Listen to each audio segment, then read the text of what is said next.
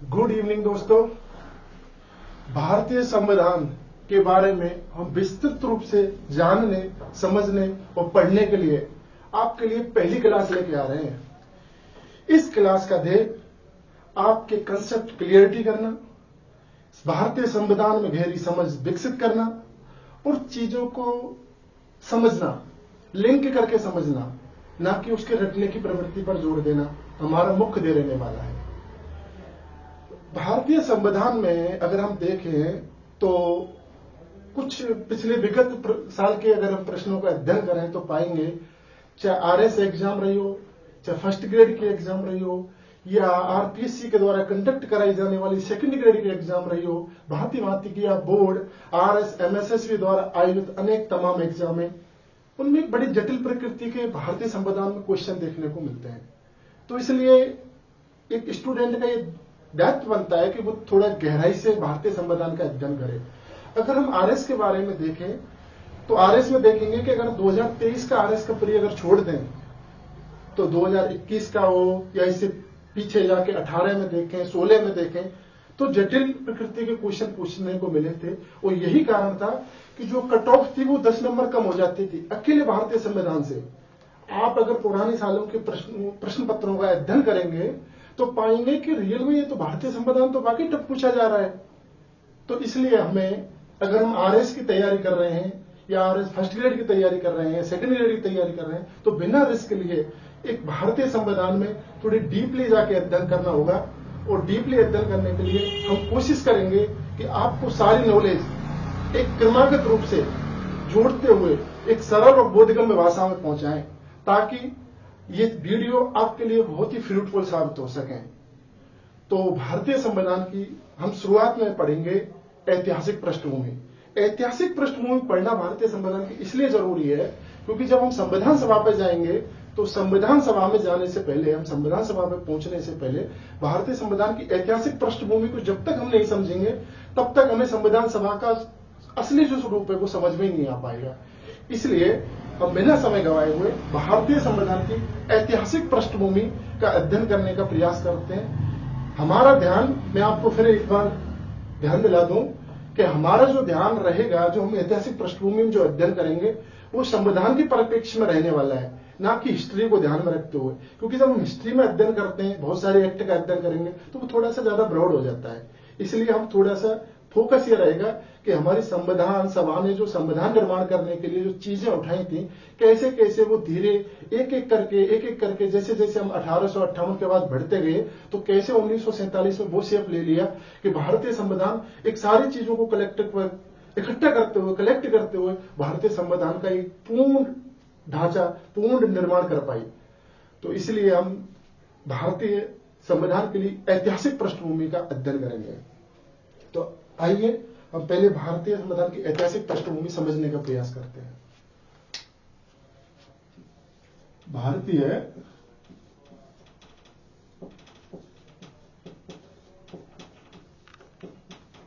संविधान की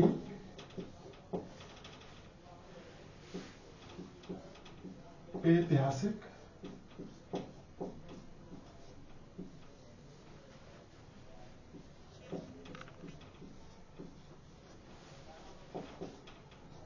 पृष्ठभूमि।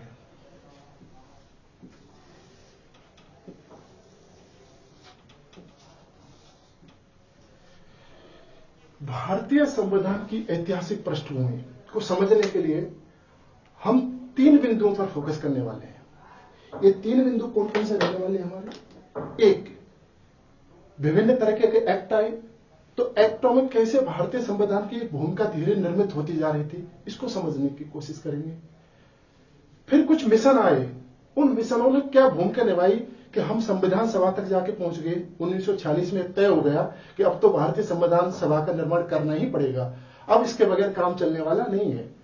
तो हम मिशनों का अध्ययन करेंगे और कुछ पढ़ेंगे स्पेशल तथ्य या कुछ संगठन से संबंधित कुछ विचार, संगठन या कोई बड़ा दल हो, उसने संविधान सभा के बारे में अपने क्या विचार प्रस्तुत किए। तो हम वैसे फोकस करते रहेंगे कि कौन कौन सी जगह से एग्जाम में क्वेश्चन पूछे गए हैं और कौन कौन से क्वेश्चन इसमें से बन सकते हैं। तो हमारा मुख्य 3 फोकस रहने वाला है। पहला फोकस रहने वाला है कि विभिन्न तरीके के कौन कौन से एक्ट आए थे, कौन कौन से एक्ट आए थे। दूसरा फोकस रहने वाला है कि कौन कौन से मिशन आए थे जिन्होंने इस बात की भूमिका बनाई कि भारतीय संविधान का निर्माण होना चाहिए। और तीसरा, हम उन तथ्य, उन फैक्ट का या उन किसी के दल का या किसी व्यक्ति के बारे में समझने की कोशिश करेंगे कि भारतीय संविधान के बारे में उन्होंने अपने कैसे राय प्रस्तुत की थी। तो सबसे पहले हम एक्ट के बारे में देखते हैं। तो अगर हम भारतीय संविधान के बारे में देखें तो जो ये शुरुआत है ना एक्ट आने की परंपरा, ये रेगुलेटिंग एक्ट से वहीं से शुरुआत हो गई थी। उससे पहले से भी छोटे मोटे आने लग गया था, लेकिन वहां इतना पीछे हमें जाने की जरूरत नहीं है, क्योंकि वहां ऐसी कोई संविधान सभा के बारे में कुछ ऐसी कोई बातें हो नहीं रही थी। मुख्यतः जो हम अध्ययन करेंगे वो एक 1833 को ध्यान में रख के और फिर सीधा हम 1858 के भारत शासन अधिनियम पर आने की कोशिश करते हैं। तो ये ध्यान रखें कि हम 3 चीजों का अध्ययन करने वाले हैं। पहला मिशन, दूसरा एक्ट, और तीसरा किसी दल या व्यक्ति का मत क्या, तथ्य क्या था, कोई फैक्ट क्या था इस संविधान सभा के बारे में। तो एक्ट के बारे में हम अध्ययन करें तो पहला जो है वो है 1858 का भारत शासन अधिनियम।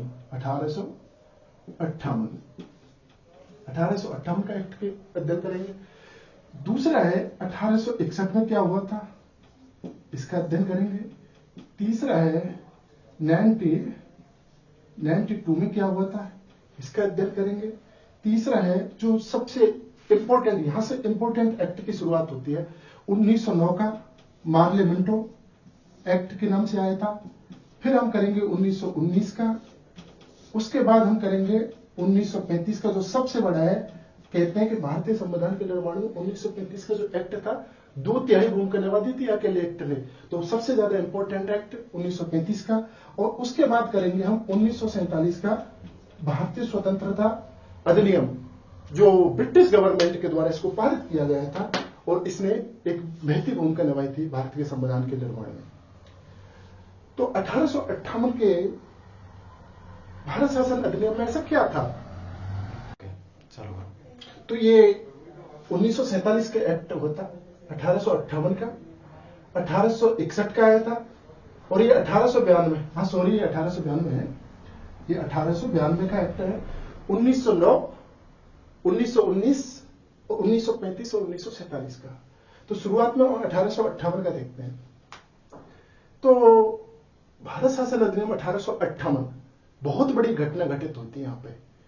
घटना घटित तो वैसे 1833 का एक्ट था वहीं से शुरू हो गई थी वैसे तो घटित होना, कि जब जो ईस्ट इंडिया कंपनी थी उससे जो व्यापार का एकाधिकार था उसको छीन लिया गया था। तो जो 1833 के एक्ट में जब ब्रिटिश ईस्ट इंडिया कंपनी से व्यापार का जो एकाधिकार था, व्यापार का एकाधिकार, इसको छीनने की शुरुआत हो गई थी। शुरुआत तो इसकी वैसे 1813 से हो गई थी, लेकिन 1833 में जब ये छीना गया तो यहीं से शुरुआत हो गई थी कि ईस्ट इंडिया कंपनी के दिन लग चुके हैं, ईस्ट इंडिया कंपनी की विदाई होने का टाइम आ गया है। लेकिन फिर भी ये चलते चलते 20 साल से ज्यादा का टाइम निकाल गई यहाँ पे, और इस चक्कर में 1857 की क्रांति हो गई। फिर बाद में जैसे 1857 की क्रांति होती है तो जो राज था वो ईस्ट इंडिया कंपनी के हाथों से निकलकर ब्रिटिश ताज के हाथों में चला गया, यानी कि जो ब्रिटिश महारानी थी वो अब उसके हाथ में सीधा का सीधा जो भारतीय शासन था वो उसके हाथ में जा पहुंचा। अब बात आती है 1833 में स्थिति ये हो रही थी, ईस्ट इंडिया कंपनी की कहते हैं ना कि देसी भाषा में बोल देते हैं कि भुआ जाऊं जाऊं करे, और जब तक भुआ जाऊं जाऊं करे तब तक फूफा आ गया। तो वो बारी बात है कि 1858 में तो जो ब्रिटिश ताज था उसका शासन आधिपत्य हो गया था। तो ये 1858 में ऐसी कौन कौन सी चीज थी जो भारतीय संविधान को परिप्रेक्ष्य में ध्यान में रखते हुए हम इन चीजों का अध्ययन करेंगे। तो पहली बात तो ये हुई थी कि यहां पर हुआ था एक वायसराय की नियुक्ति, जो वायसराय की नियुक्ति हुई थी। यहाँ पे वायसराय की नियुक्ति हुई, जो पहले गवर्नर जनरल के रूप में था वो वायसराय बन गया। अब इसमें एक थोड़ा सा बड़ा कंफ्यूजन होता है, मैं आपको समझाऊं कि ये वायसराय आखिर ऐसा क्या था।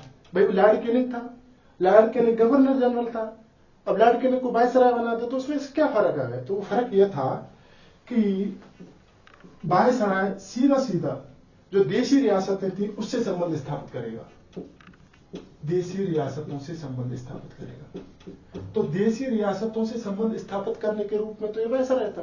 बाकी बची दो चीज, ब्रिटिश प्रांत और चीफ कमिश्नरी, उसके रूप में ये गवर्नर के रूप में रहने वाला है।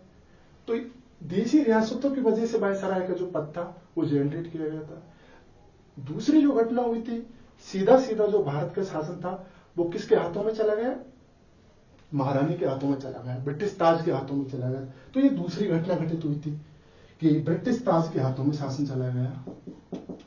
ब्रिटिश जो ताज था उसके हाथों में हमारा जो शासन था भारत का वो चला गया। इसमें 1858 में एक चौथी जो घटना घटित हुई उसको हम 3 रूपों में समझ सकते हैं। इसका हम 3 रूपों में इसको हम समझ सकते हैं। 3 रूपों में कैसे समझ सकते हैं? एक, भारतीय सचिव का पद जनरेट किया गया। तो ये भी थोड़ा सा कंफ्यूज करता है कि भारत का जो सचिव था, भारत का सचिव था, उसकी क्या भूमिका थी। देखने में तो ये शब्द ऐसा लगता है कि भारत का सचिव होगा तो भारत में रहता होगा। नहीं दोस्तों, ये ऐसा नहीं है। ये भारत का सचिव जो ब्रिटिश पार्लियामेंट थी उसका एक सदस्य होता था, जिसको संसद के द्वारा नॉमिनेट किया जाता था, चुना जाता था। और ये जो जितने भी मामले जो भारत के से संबंधित जो मामले थे उन सबको देखता था और ब्रिटिश संसद को उसको सूचित करता था। तो भारत सचिव ये लंदन में रहने वाला व्यक्ति था जो कि ब्रिटिश पार्लियामेंट का हिस्सा होता था। दूसरी जो घटना घटित हुई है वो थी 15 सदस्यीय 15 सदस्यीय भारतीय परिषद। 15 सदस्यीय भारतीय परिषद का गठन किया गया। हाँ, ये जो भारत सचिव है, जो ये एग्जाम की नजर से बड़ा इंपॉर्टेंट है, बहुत सारे एग्जामों में पूछा गया कि पहला भारत सचिव कौन था, तो वो चार्ल्स वुड था। इसको आप थोड़ा सा फोकस कर सकते हैं कि चार्ल्स वुड जो था वो पहला भारत सचिव था। तो 3 जो मुख्य बातें थी उनमें एक भारत का वायसराय, एक भारत का सचिव और 15 सदस्यीय भारत परिषद। ये 3 बड़े काम हुए थे 1858 के एक्ट में। फिर बात आती है 1861 में। तो 1861 में ऐसा क्या घटित हुआ भारतीय, क्योंकि हमें दिमाग में ये बात रख के चलनी है कि भारत के संविधान के निर्माण में ऐसी क्या भूमिका अदा कर रहा है, क्योंकि हमारा टॉपिक ये है कि ऐतिहासिक पृष्ठभूमि क्या रोल हो रहा है भारतीय संविधान के निर्माण। तो 1861 में 2 घटना इंपॉर्टेंट हुई थी। एक घटना हुई थी वो थी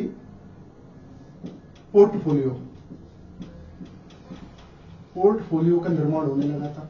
मैंने पहली बार था 1861 का एक्ट कह रहा था कि अब पोर्टफोलियो का निर्माण किया जाएगा, अलग अलग विभाग बनाए जाएंगे, विभागों के प्रमुख होंगे, कृषि विभाग होगा, शिक्षा विभाग होगा, चिकित्सा विभाग, मतलब अलग अलग विभाग की बात की जा रही थी पहली बार। तो आज हम देखते हैं ना कि गवर्नमेंट का चुनाव हो गया, गवर्नमेंट में कहते हैं जैसे गवर्नमेंट का चुनाव होता है कि किसको कौन सा पोर्टफोलियो मिला है। तो जो हमारे संविधान जो पोर्टफोलियो व्यवस्था थी तो पहली बार इसकी झलक 1861 में देखने को मिलती है। तो एक तो पोर्टफोलियो की झलक देखने को मिलती है और दूसरा देखने को मिलता है गवर्नर जनरल की एक शक्ति, गवर्नर जनरल की एक अध्यादेश की शक्ति देखने को मिलती है। तो अध्यादेश का भी पहली बार झलक 1861 में देखने को मिली थी। गवर्नर जनरल की पहली बार अध्यादेश की शक्ति देखने को मिली। पोर्टफोलियो को पहली बार जो प्रादुर्भाव हुआ 1861 में हुआ था। अगर 1892 की बात करें तो 1892 में क्या हुआ था, तो 1892 में जो केंद्रीय और राज्य जो परिषद थी, केंद्रीय विधानसभा राज्य परिषद, तो उनमें सीटों का संख्या बढ़ाने की बात की गई थी। तो ये कोई इतना ज्यादा इंपॉर्टेंट भी नहीं है, लेकिन हाँ 1892 में क्या हुआ था, तो उसमें सीटें बढ़ाने की बात हुई थी। किसमें सीटें बढ़ाने की बात की गई थी 1892 में? केंद्रीय व प्रांतीय जो परिषदें थी उसमें सीटें बढ़ाने की बात यहाँ पे हुई थी 1892 में। तो ये 3 मोटे मोटे हमने पहले देखे, 1858 का देखा। तो 3 घटनाएं याद रखनी है, वायसराय की याद रखना, भारत सचिव कौन, चार्ल्स वुड, 15 सदस्यीय टीम, 15 सदस्यीय इसमें भारतीय परिषद थी। 1861 में 2 बातें हुई थी, एक पोर्टफोलियो की बात हुई थी और एक गवर्नर जनरल के अध्यादेश की शक्ति की बात हुई थी। 1892 में इनको सीटें बढ़ाने की बात हुई थी कि केंद्रीय और प्रांतीय जो परिषद है उनमें सीटें बढ़ाई जाएंगी। तो इनको हम बिठा देते हैं ताकि हमारे लिए जो 1909, 1935 और 1919 का जो अध्ययन करना थोड़ा सा आसान हो सके, इसको हम बिठा रहे हैं।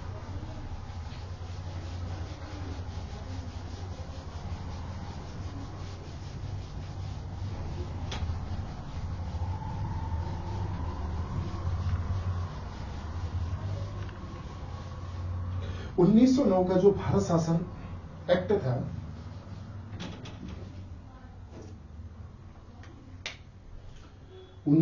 का भारत शासन एक्ट था, ये बहुत ही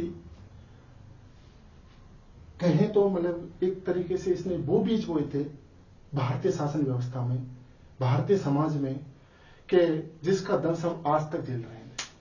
और वो बीज था पृथक निर्वाचन की व्यवस्था करना। और ये पृथक निर्वाचन की व्यवस्था किसके लिए? मुसलमानों के लिए की गई थी। मुस्लिम सदस्य पृथक रूप से निर्वाचित होकर आएंगे, ये व्यवस्था 1909 का करता है। वैसे इसका दूसरा नाम है 1909 के एक्ट को, इसको हम मार्ले मिंटो एक्ट के नाम से जानते हैं। Morley Minto. थोड़ा सा कंफ्यूजन होता है कहीं का कि भाई मार्ले कौन है, मिंटो कौन है। तो एक इसमें भारत सचिव है और एक इसमें भारत का गवर्नर जनरल है, जिसको वायसराय कह देते हैं। तो जो कौन सा गवर्नर जनरल है, कौन सा इसमें भारत सचिव है, तो जो पहले आता है तो वो बड़ा होता है ऑफ कोर्स, जो पीछे आता है वो छोटा होता है। तो पहला बड़ा कौन था? भारत सचिव, जो लंदन में बैठता था, तो वो मार्ले जी थे। और छोटा कौन है? मिंटो, जो भारत में था, गवर्नर जनरल बन के बैठा था। तो मार्ले मिंटो एक्ट के रूप में जाने, तो मुझे लगता है कोई कंफ्यूजन नहीं रहेगा। तो मार्ले मिंटो एक्ट में 1909 में जो सबसे बड़ी जो घटना घटित हुई थी वो थी पृथक निर्वाचन, जो मुसलमानों के लिए।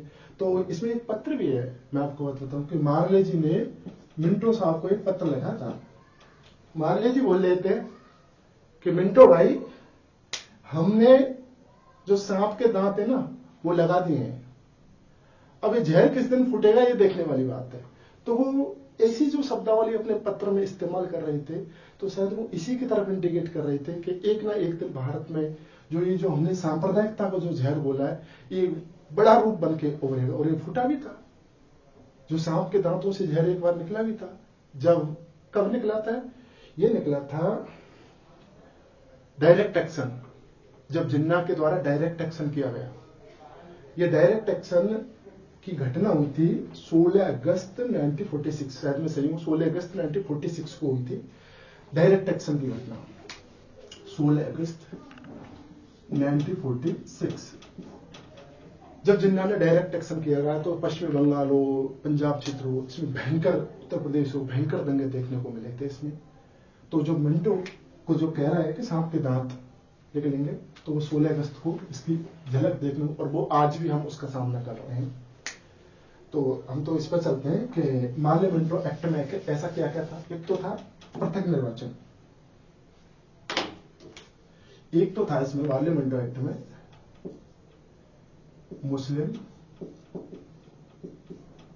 मुस्लिमों को सांप्रदायिक निर्वाचन की व्यवस्था, सांप्रदायिक निर्वाचन की व्यवस्था करना, मुस्लिमों के लिए सांप्रदायिक निर्वाचन की व्यवस्था करना, इसका वो था। फिर एक समिति गठित की गई थी, उसका नाम था सर अरुंडेल समिति थी, सर अरुंडेल समिति, जिसकी सिफारिशों के आधार पर, अरुंडेल समिति की सिफारिशों के आधार पर एक केंद्रीय, एक तो गवर्नर जनरल को शक्तियां दी गई थी और एक शक्तियां दी गई थी केंद्रीय भारतीय परिषद को।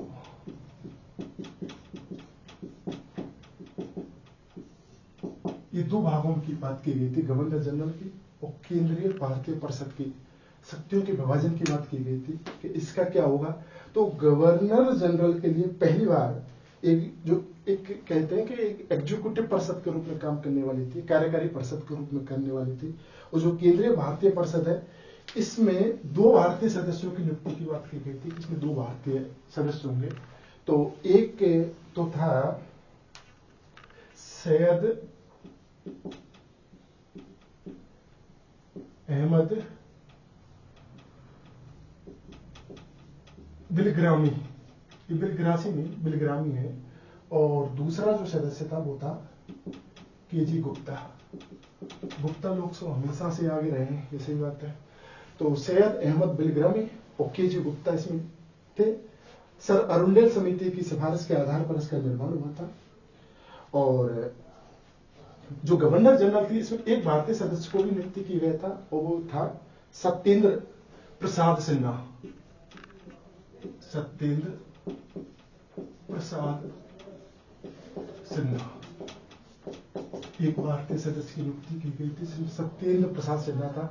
तो गवर्नर जनरल की जो कार्यकारिणी थी, उसमें एक भारतीय सदस्य था, सत्येंद्र प्रसाद सिन्हा। बहुत इंपॉर्टेंट है, बहुत भांति की भांति एग्जामों में पूछा जा चुका है क्वेश्चन, और किसी भी एग्जाम में पूछा जा सकता है। केंद्रीय भारतीय परिषद के 2 सदस्य क्या थे, ये इंपॉर्टेंट है। ये सामान्यतः पढ़ने को नहीं भी मिलता है कि सैयद अहमद बिलग्रामी और केजी गुप्ता, तो ये कभी भी पूछा जा सकता है। तो जब पूछे जाएंगे तो टफ क्वेश्चन ऑटोमेटिक बन जाएगा, पेपर अपने आप टफ लगने लगेगा। जब पूछेगा कि केंद्रीय भारतीय परिषद में कौन सा सदस्य थे या कौन से 2 सदस्य थे, तो वो सैयद अहमद बिलग्रामी और केजी गुप्ता। तो ये अरुंडेल समिति, और ये किसकी सिफारिशों पर हुआ था, ये अरुंडेल समिति की सिफारिशों के आधार पर इस चीज की व्यवस्था हुई थी। और कुछ जो विषय थे वो ऐसे विषय रख दिए गए थे जिनमें प्रश्न नहीं पूछे जा सकते। तो एक तीसरी व्यवस्था ये थी कि कुछ ऐसे विषय होंगे जिनके बारे में कोई भी प्रश्न नहीं पूछा जा सकता। तो ऐसे कौन कौन से विषय होंगे, आप जनरल सोच के भी दे सकते हो कि एक विदेश विभाग होगा, विदेश संबंधी मामले होंगे,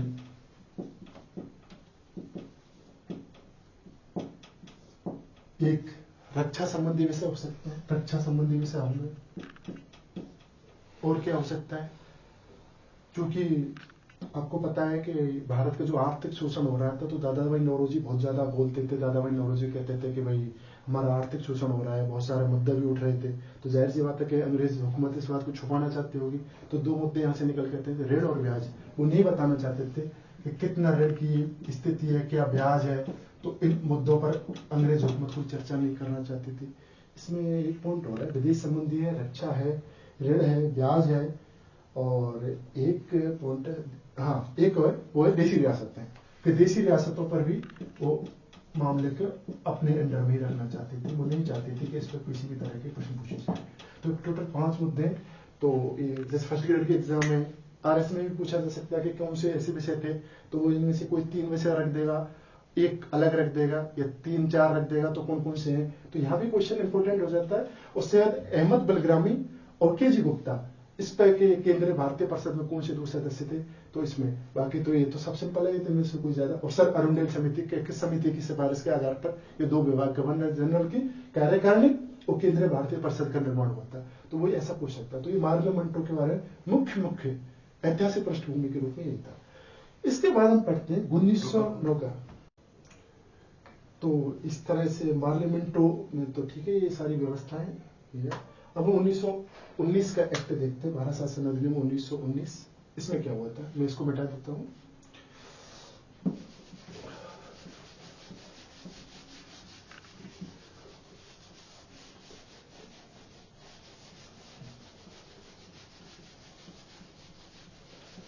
कोशिश करेंगे, हमारी क्या है, थोड़ी सी हैंडराइटिंग ठीक नहीं आ रही है, इसको और बढ़िया बनाने की कोशिश करेंगे। तो 1919 का एक्ट, 1919 का एक्ट मतलब मोंटेगू चेम्सफोर्ड सुधार।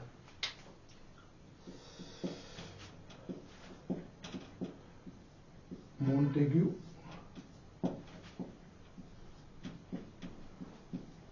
चेम्सफोर्ड के नाम से ये जाना जाता है। समझ में तो आएगा होगा कि कौन मोंटेगू कौन है, भारत सचिव है। चेम्सफोर्ड कौन है, भारत का गवर्नर जनरल है। तो मोंटेगू चेम्सफोर्ड सुधार में क्या क्या हुआ था, इसमें हम इसको 3 भागों में बांट के इसको समझने की कोशिश करते हैं। मोंटेगू चेम्सफोर्ड सुधार, वैसे तो पहला अंतर डिफरेंस तो ये है कि 1909 के बाद जो 10 साल में 10 साल में जो अधिनियम एक्ट आया है 1909 के बाद 10 साल में 1919 में आया था, तो वहां मुस्लिमों के लिए पृथक निर्वाचन की व्यवस्था की गई थी, और यहाँ दलितों के लिए 1935 में की गई थी, और यहाँ की गई थी एंग्लो इंडियंस के लिए। तो एंग्लो इंडियंस, तो पहली बार एंग्लो इंडियंस के लिए निर्वाचन की व्यवस्था की गई है। एंग्लो इंडियंस के लिए जो निर्वाचन की व्यवस्था की गई थी वो पहली बार 1919 के एक्ट में हुई थी, और ये कब तक चली आई है, अगर हम गौर करें तो 2019 तक चलती रही है, जब तक 104 में संविधान संशोधन हुआ है, जिसके द्वारा एंग्लो इंडियंस की भूमिका को खत्म कर देगा। मैं थोड़े से वैसे बता देता हूं कि आर्टिकल 330 और आर्टिकल 332 इसमें तो दलितों के लिए थी, और आर्टिकल ST/SC के लिए थी, और आर्टिकल 331 और आर्टिकल 333।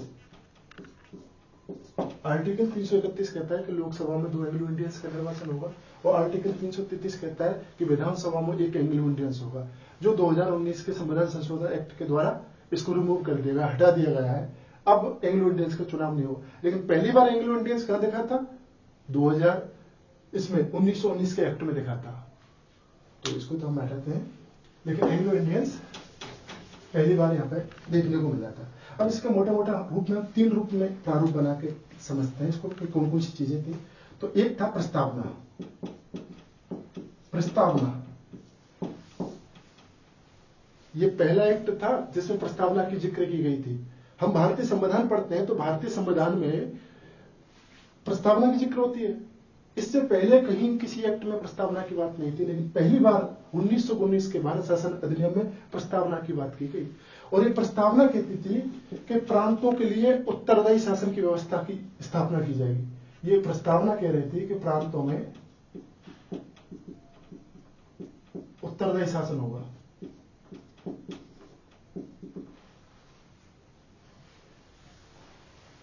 उत्तरदायी शासन तो सोचने वाली बात है, हम थोड़ा लिंक करने की कोशिश करते हैं, समझने की कोशिश करते हैं, आसान होगा, बोलेंगे भी नहीं कि भारतीय जो संसदीय व्यवस्था है वो उत्तरदायी तो है, और यहां जो ब्रिटिश गवर्नमेंट है वो ब्रिटिश ताज है, वो बात कर रहा है कि भाई प्रस्तावना से, ब्रिटिश हुकूमत है वो बात कर रही है कि प्रस्तावना की बात करके प्रांतों में उत्तरदायी शासन लेके आने की बात कर रहे थे। लेकिन क्वेश्चन उठता है कि क्या ये उत्तरदायी पूर्ण था? नहीं, ये पूर्ण नहीं था, ये आंशिक था। तो लेकिन ये व्यवस्था कैसी थी? आंशिक। ये आंशिक उत्तरदायित्व की बात करता है। तो एक तो प्रस्तावना की बात हुई, प्रांतों में उत्तरदायी शासन की बात होती है, और दूसरा होता है द्वैध शासन।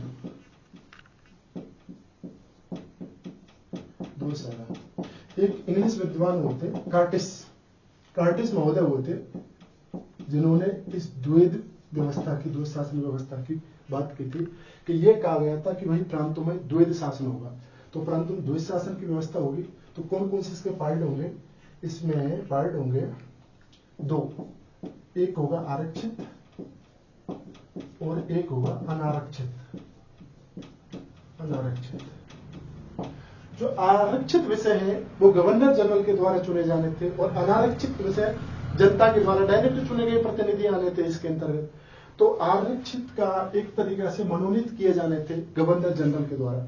तो इंपॉर्टेंट क्वेश्चन ये बनता है आरक्षित में कि भाई कौन कौन से इसमें ऐसे विभाग रहे होंगे आरक्षित में। तो आरक्षित में एक था वित्त, ये थोड़ा ध्यान रखना चाहिए क्योंकि इसमें क्वेश्चन भी बन सकता है कि एक वित्त था, एक था व्यापार वाणिज्य, और एक था इसमें व्यापार वाणिज्य था, एक वित्त था, और एक था इसमें सिंचाई। इसके अलावा कृषि वगैरह और जो चीजें थी वो अनारक्षित का हिस्सा थी।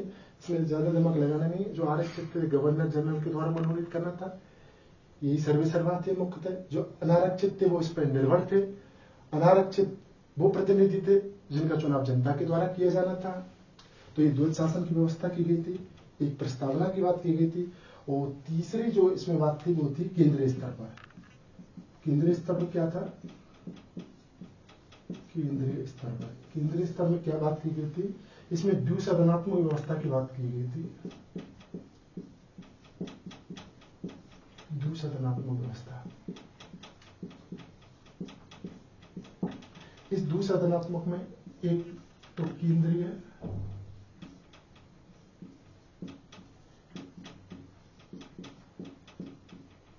विधान सभा रहने वाली थी और दूसरी राज्य परिषद रहने वाली थी।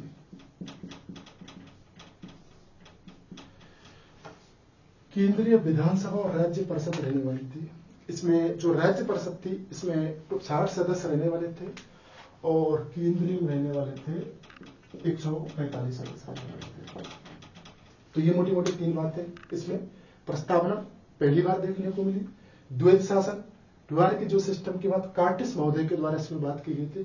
एक थोड़ा सा इंपॉर्टेंट बात हो सकती है, पूछा जा सकता है कि भाई द्वैत शासन की व्यवस्था किसके द्वारा, तो कार्टिस स्पेशल रूप से फर्स्ट ग्रेड के लिए ज्यादा इंपॉर्टेंट हो जाता है। और आरक्षित और अनारक्षित 2 इसमें बातें की गई थी, जिसमें वित्त व्यापार और सिंचाई आरक्षित का हिस्सा था। केंद्रीय स्तर जिसमें द्विसदनात्मक व्यवस्था की बात की गई थी। आज भी हमारे 2 सदन है केंद्र के स्तर पर, लेकिन उस समय इनका क्या था, ये राज्य परिषद थी, आज राज्यसभा सभा कह सकते हैं, ये केंद्रीय विधानसभा थी, आज इसे लोकसभा बोल सकते हैं। तो केंद्रीय स्तर पर 2 व्यवस्था की गई थी। तो इस तरीके से 1919 के एक्ट में बस हमें ये देखना। अब हम 1935 का एक्ट का अध्ययन करते हैं, उसमें क्या है। तो कार्टिस महोदय के द्वारा ही द्वैत शासन की बात की गई थी।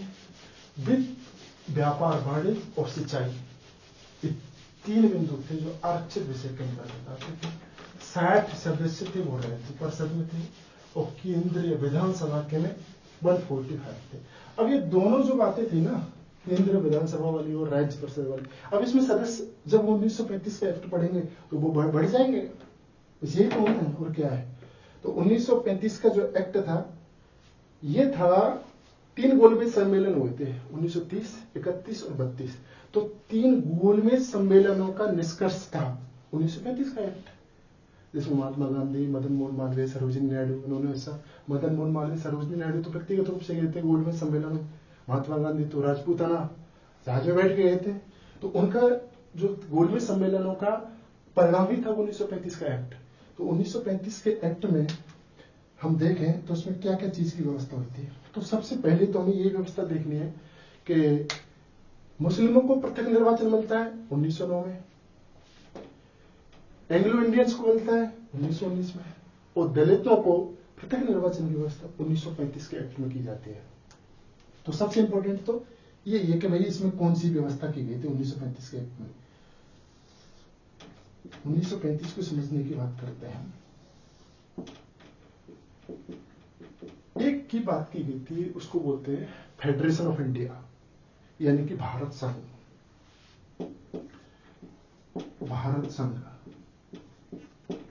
ये कहा गया कि भाई भारतीय संघ होगा, भारत संघ का निर्माण किया जाएगा, जिसको बोलते हैं फेडरेशन ऑफ इंडिया। तो पहली बार फेडरेशन ऑफ इंडिया की बात हो रही है। वैसे कई चीजों में पढ़ते हैं तो बड़े विवादास्पद है, अखिल भारतीय संघ की बात करते हैं, अखिल भारतीय संघ नहीं है।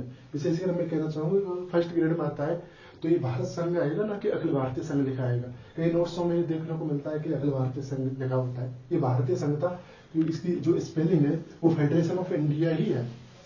तो भारत संघ का निर्माण किया जाना था। हम अभी बात कर रहे थे कि प्रांतों में उत्तरदायी शासन की बात कर रहे थे, कि प्रांतों को 1919 में उत्तरदायी मिल गया था। केंद्र के स्तर पर हम द्वैत शासन की बात कर रहे थे। तो इन चीजों में तब्दीली होती है, बदलाव होता है, वो देखने को मिलता है 1935 के शासन एक्ट में। तो 1935 का शासन एक्ट है जो केंद्रीय विधान परिषद और राज्य परिषद जो हम पढ़ रहे थे केंद्र स्तर पर, 2 चीज थी। केंद्रीय स्तर पर जो द्विसदनात्मक व्यवस्था थी उसमें 2 बातें की गई थी। एक था केंद्रीय विधान सभा के रूप में और दूसरा था राज्य परिषद के रूप में। केंद्रीय विधानसभा में हमने वहां पढ़ा था 1919 के एक्ट में पढ़ा था 145 सदस्य थे, ये बढ़ गए, बढ़ के कितने हो गए थे, ये हो गए थे 375, 375 हो गए थे। इन 375 में 250 सदस्य तो वो थे जो ब्रिटिश प्रांतों से चुन के आने थे 250, तो 250 कितने बचे लास्ट में 125, 125, तो 125 ये थे जो देसी रियासतों से चुन के आने थे। अगर इनका हिस्सा देखें तो वो लगभग शायद 33% हो जाता है, 33% हिस्सा हो गया। और जो राज्य परिषद थी इनकी भी संख्या जो 60 थी, 1919 के एक्ट में हम देख रहे थे कि जो राज्य परिषदों के 60 सदस्य चुने जाएंगे, तो यहाँ पे इनके राज्य परिषदों की जो सदस्य संख्या थी वो हो गई थी 260 हो गई थी। 260 में जो 156 थे वो ब्रिटिश प्रांतों से आने थे, और 104 जो सदस्य थे वो देसी रियासतों से चुन के आने थे, यानी कि टोटल हो गए थे 40%। और यही कारण था कि जो केंद्रीय स्तर पर थी कि ब्रिटिश देसी रियासतों को जनसंख्या नहीं थी उससे ज्यादा इसमें प्रतिनिधित्व दे दिया गया था, 33% 40%। यही कारण था कि जो केंद्रीय स्तर पर जो व्यवस्था करनी थी वो लागू ही नहीं हो सकी थी, क्योंकि इनमें जो देसी रियासतें थी उन्होंने कोई दिलचस्पी नहीं दिखाई थी, और इसीलिए ये व्यवस्था जो थी वो फेल हो गई थी। जो दूसरी व्यवस्था थी वो है भारत संघ का निर्माण करना, केंद्रीय स्तर की बात करना। कि इसमें क्या था, अब था कि इसमें जो अखिल भारतीय संघ नहीं था, भारत संघ का निर्माण करना था, फेडरेशन ऑफ इंडिया का निर्माण करना था। फेडरेशन ऑफ इंडिया का ये नहीं देखा कि इसमें कौन कौन से पार्ट होने वाले थे। तो फेडरेशन इंडिया किससे बनता मिलकर, ब्रिटिश प्रांत होने थे, देसी रियासतें होने वाली थी, और चीफ कमिश्नरी होने वाली थी। तो 3 चीज इसमें होने वाली थी कि ब्रिटिश प्रांत होने वाले थे, ब्रिटिश प्रांत होने वाले थे, इसमें देसी रियासतें होने वाली थी, और चीफ कमिश्नरी इसके अंतर्गत शामिल होने वाले थे। तीसरी जो बात थी 1935 के एक्ट में वो 3 सूचियों की बात की गई थी। ये 3 सूचियां कौन कौन सी हैं? 3 सूचियों में एक आज भी हम पढ़ते हैं साथ में इन सूची में, एक संघ सूची थी, एक राज्य सूची थी, और एक संवर्ती सूची थी। तो 3 सूचियों की बात की गई थी। चौथी जो इसमें बात थी वो था गवर्नर जनरल के बारे में, कि जो गवर्नर जनरल था उसको कौन कौन सी पावरें दी गई थी। तो गवर्नर जनरल को पावर दी गई थी, एक तो उसको अवशिष्ट जो शक्तियां थी,